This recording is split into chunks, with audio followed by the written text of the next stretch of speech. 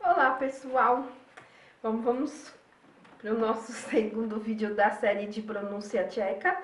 E nesse vídeo nós vamos aprender o som do G, que é aquele Z com acento.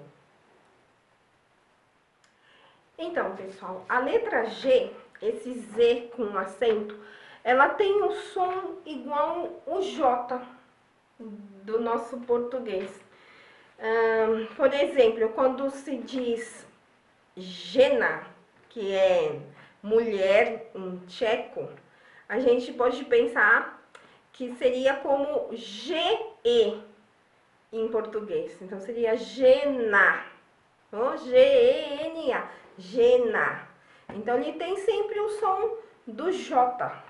Então é super fácil de pronunciar. Vamos conhecer algumas palavras com o G.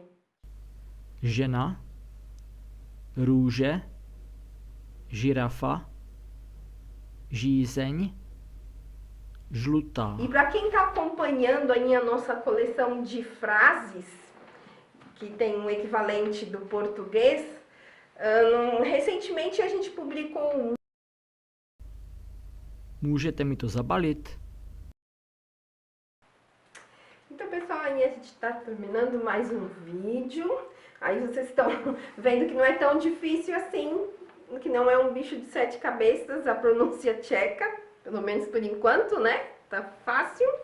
Bom, no próximo vídeo nós vamos aprender o som da letra CH, que é como, Alfred?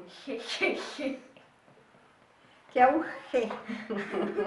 Então até lá, gente, no próximo vídeo. Vocês não percam, que vai ser muito interessante. Tchau, tchau, até a próxima.